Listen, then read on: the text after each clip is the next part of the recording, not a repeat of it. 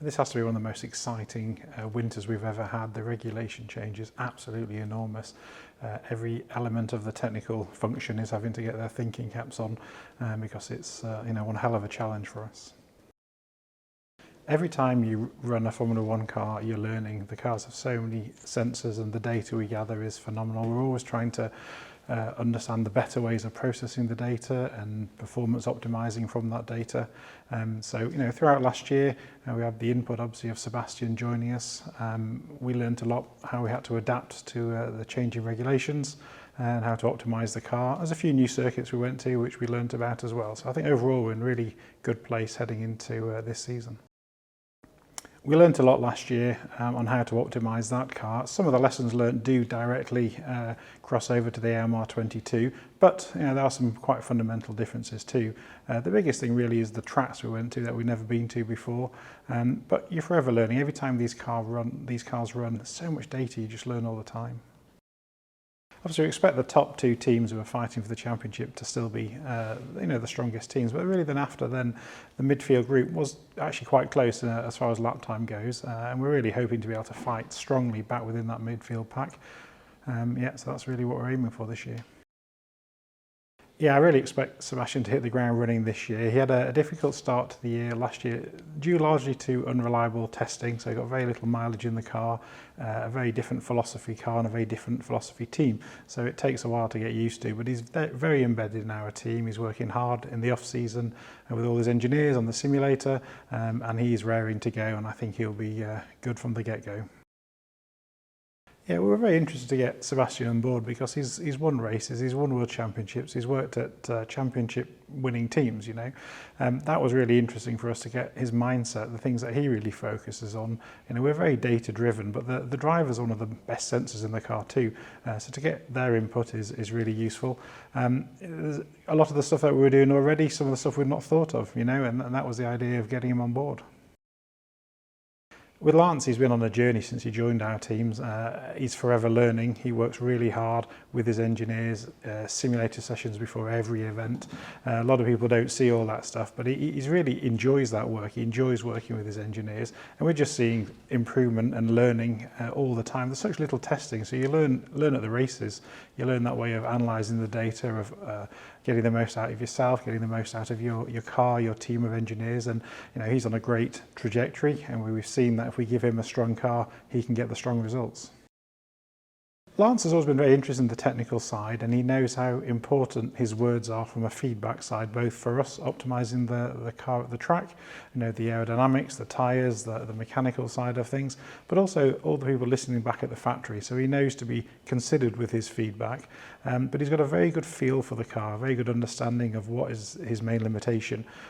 We also structure the debriefs and the briefings to get the right information out of the drivers, but Lance really well embedded within our team and working well. I think it's always good when you've got two drivers who think the same about the car and are pushing the team in the same way. When they're really close from a lap time side of things, between the two of them in qualifying and race pace last year, there was nothing between them track to track. So I think that is forever pushing the team. But they understand that the team will only go forwards if we work together as a team, and they're both absolutely solid team players. Yeah, I think nowadays there's so much data, all the onboard TV footage, every single run that any driver does, we have our own metrics on all the different parameters of our own car, and every time one driver's half a tenth quicker here and there, their engineers, the driver, they're all over that straight away. So yes, they always learn from each other. They're the only two who've got the same car. So you can learn from your competitors, but you learn the most really from your teammate because you know that he's got the same equipment as you.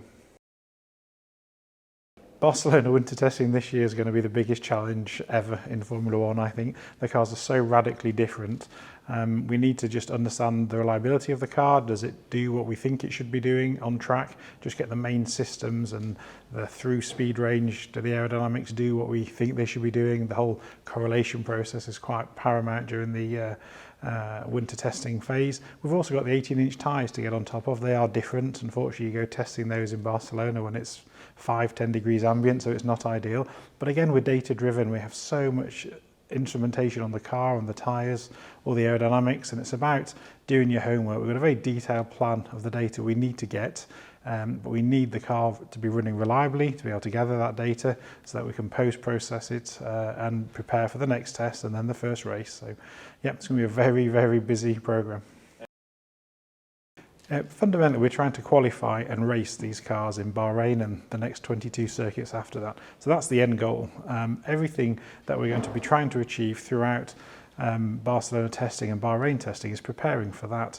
To be able to do that, you need to understand what you've got from the car, from the aerodynamics, from the tyres, from the mechanical system, from the power unit, the gearbox. There's so many things are different this year. The brake system, how the regulation changes influenced all the control systems on the car, you know, the differential control, all these things, it's very different. So we need to walk through our test plan, which is all written in priority order to get the key information, and then after each day's running, after each run, everything's analysed by all the different special functions within the company, and pulling all that data together throughout the whole 6 days of testing is what will lead us to have the right information to go qualify and race the car at the first race.